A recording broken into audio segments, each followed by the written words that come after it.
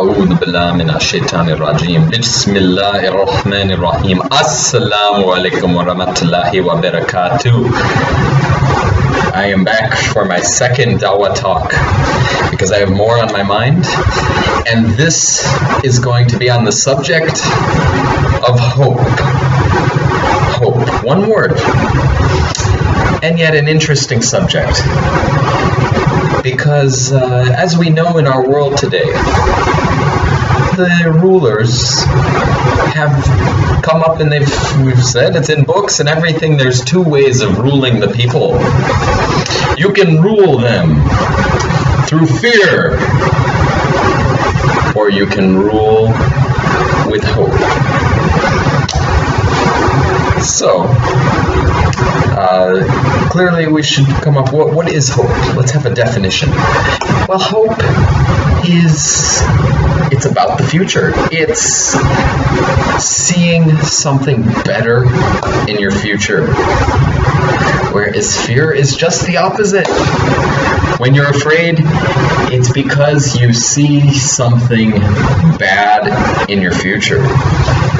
So therefore, these concepts of fear and hope, it's something we feel now, but it's something we're anticipating in the near future or the future. So, I introduce with that because truly we know the problems of this world, and the people who are leading with fear, they generally come up with a false enemy. Because as was just said yesterday at my Ilmfest conference, a very blessed event here in Malaysia, a singular enemy unites a people. And of course there is only one enemy, and that's Shaitan, Ya Rajim. And may we all seek refuge successfully with Allah, because verily that is our enemy. And any other enemy is a false enemy. It is a lie, it is an invention. It is your pure fantasy and imagination. Your only enemy. And ultimately, if we unite on that enemy, that will make us strong. However, it's not what I'm talking about right now. What I'm saying is that this fear-based ruling, I'm going to make you scared. Why?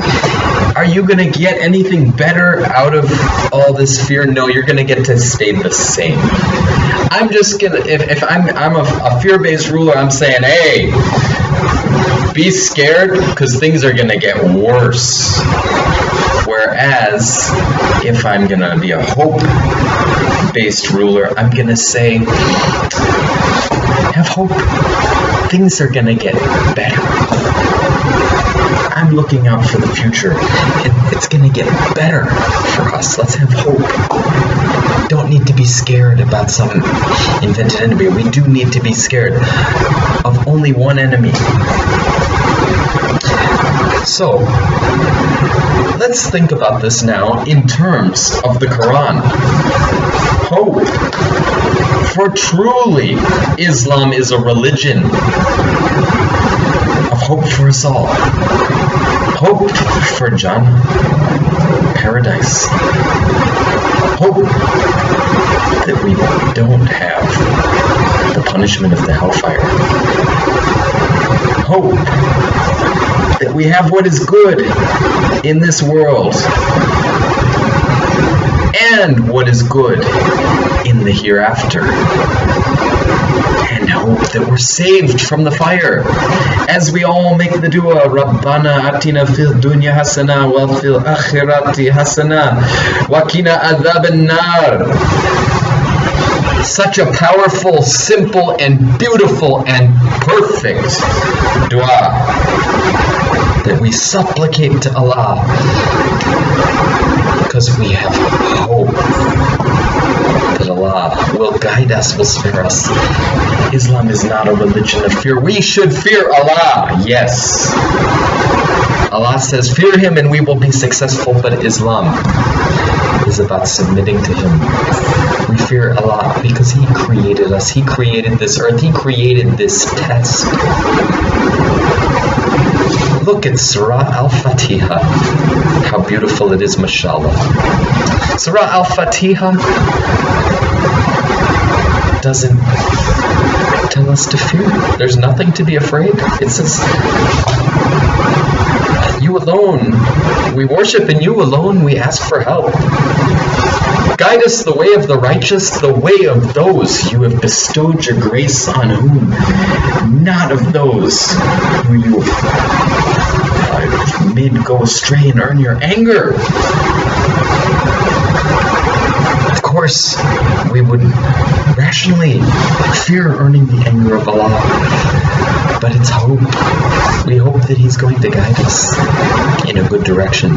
For verily, Islam is based on a foundation of looking out for the real life, the akhirah, where we are promised paradise if in this life we pass the test.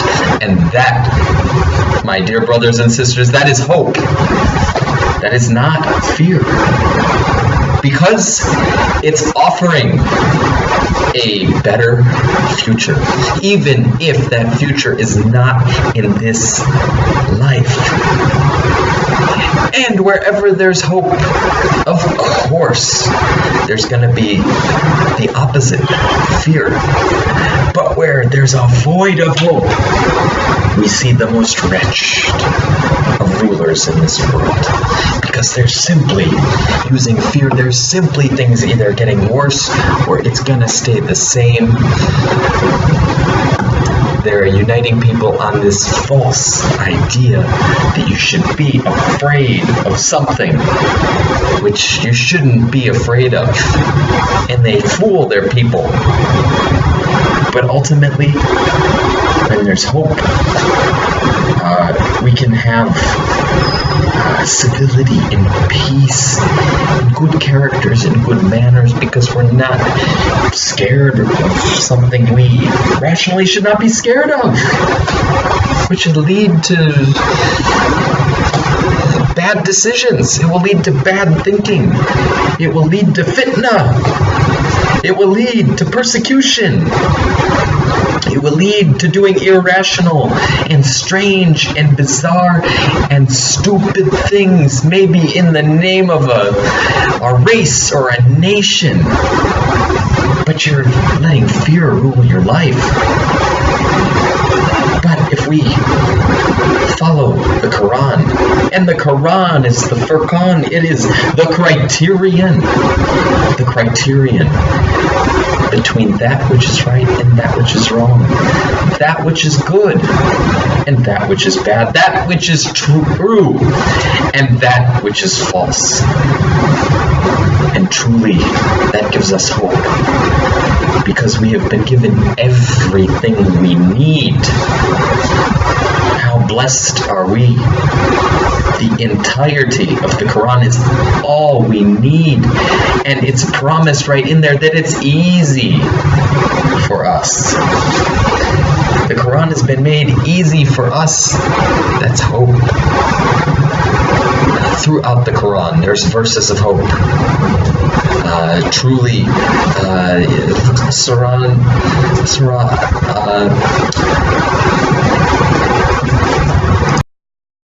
Surah Al-Shar says, فَإِنَّمَا الْعُسْرِ يُسْرًا إِنَّمَا الْعُسْرِ يُسْرًا. So, with hardship is ease, then with hardship is ease. It's repeated twice that we're going to have hardship, but it's going to come with ease. What came first? What came first was hardship. The ease didn't come first. The hardship comes first. The ease is mentioned after. Verily, we have hope, because we know when there's hardship, it's going to be with ease. Ease is going to come. It's not right now. There's hope. We know it will come to us. It's mentioned twice. Truly, the importance is stressed. Don't forget this. Don't forget that with hardship is ease. It's so important that it's twice. That is hope. There's so much hope. Surah At-Tariq, the very end of the surah. إنهم يكيدون كيدا وأكيد كيدا فمهل الكافرين أمهلهم رويدا. Truly, the disbelievers are plotting a plot. But I, Allah, am making a plan. So give respite to the disbelievers. Give respite to them just a little bit. Indeed, Rasulullah sallallahu alayhi wasallam was the most forbearing. Forbearance and patience were some of his beautiful qualities that he exemplified so well. When he came back from Taif, this was just discussed at the conference I was at, he chose not to tell the angel to go and punish and destroy those people who just threw stones at him and made him bloody and have to, walk away in that kind of horrible situation. And yet, his patience and forbearance was such that he could still not be angry and not even ask for a punishment or revenge. Why? Why not? And here's the interesting thing. Because he had hope. He hoped that those people would one day enter and embrace Islam. And mashallah, they did. Because he had that hope. If he had no hope for them, perhaps he would have thought different, but he didn't. He knew he had hope. Because verily Allah has told us to live on hope. And he had fear, but his only fear was that he is not pleasing Allah. And that's the only fear we have to live with in our whole life. Imagine that. Our world is so complicated. So many things are going on, so many people in it, so much technology that we're literally putting our lives in and dependent on.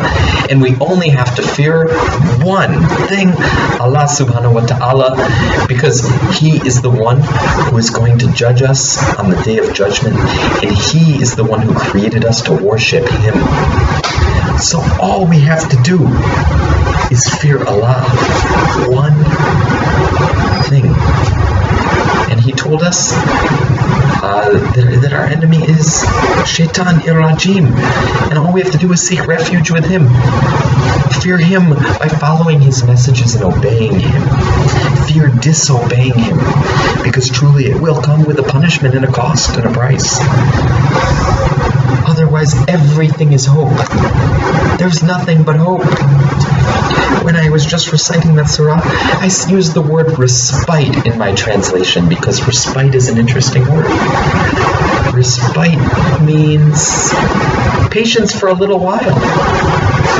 Rasulullah sallallahu alayhi wasallam was the most forbearing. Yet, our enemies are plotting plots against us. It's there. We know they're plotting plots. People criticize us for talking about conspiracies. It's in the Quran. Our enemies are hatching plots against us right while we're speaking. And you know what? Allah's got a plan, and we only need to have a little bit of patience, a little respite for them. That's it. Ultimately, we will get through it. It doesn't even say,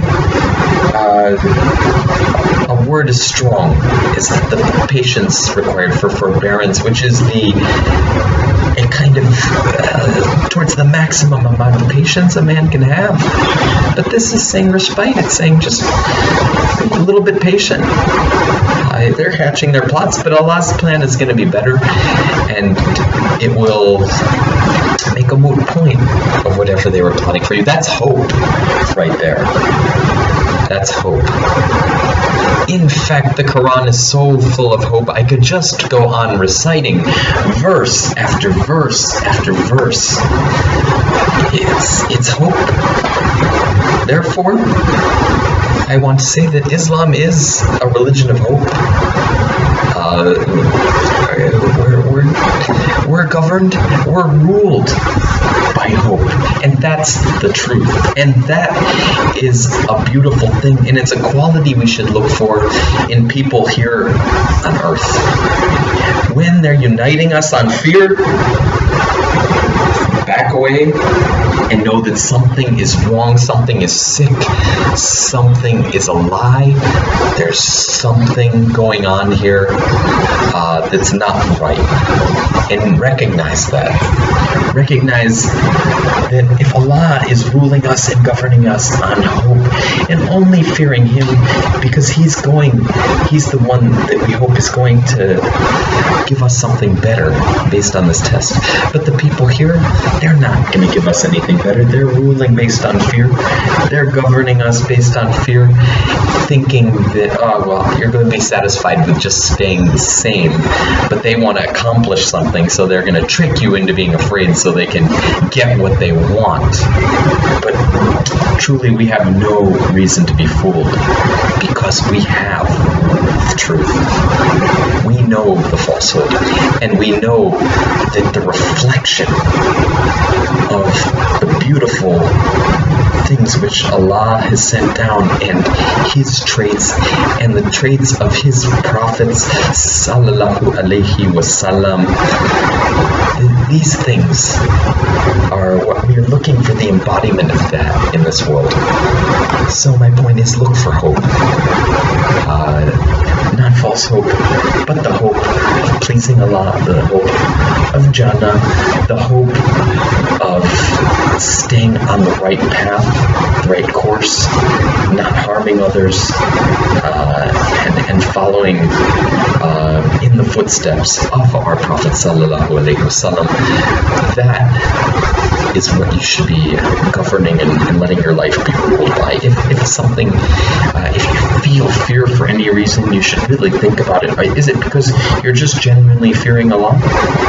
Because if it is, by whatever path you were going down, you will stop the nonsense of that path, and you will turn away, and you will go right back to the good path. But if you're fearing something in this dunya, and there's many things to fear, people can do a lot of bad things in this world, but they're bad in a physical or material or social or whatever way it is. But are they really hurting your akhirah? Are they hurting your nafs, your soul? Or are you thinking it's something bad because it's playing with your emotions? Verily, your emotions are not going to guide you to akhirah. Following Allah is guiding you to akhirah. Sometimes your emotions might feel bad, think something's bad in this dunya. But the truth is, it's your, if it didn't hurt your nafs, your soul, I don't care what happened to your physical self in this world. If you make it to Jannah, you are a winner, you are a champion.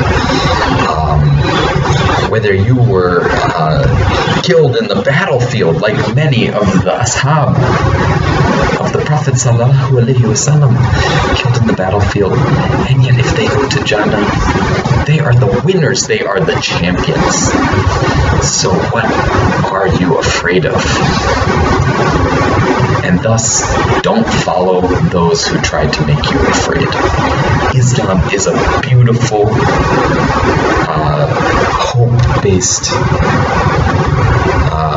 religion perfected by Allah. And And truly, he gave us a perfect religion and a perfect example. We have the best of hopes. And so I'm going to close this off by just saying, look for that, because you're going to see it in this world. In this world, there's been just classically too much ruling by fear. It's extremely common. It's almost so common that we have to, ask ourselves how this can be happening, because we have the truth and we know not to let that run our lives. If the whole world wanted to do bad to you, and Allah subhanahu wa ta'ala decided they can't touch you, they're not going to touch you. And if the whole world wanted to do good to you, and Allah subhanahu wa ta'ala decided I'm not going to let them, then they're not going to be able to do that either.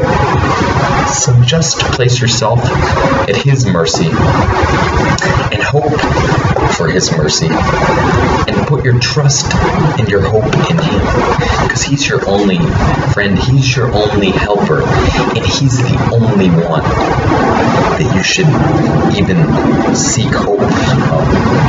Although if you see hope through His righteous servants and those that you know are truthful and faithful and steadfast and upright in the religion of Islam, then verily it's a reflection through Allah subhanahu wa ta'ala. Brothers and sisters, thank you for listening. Assalamu alaikum wa rahmatullahi wa barakatuh.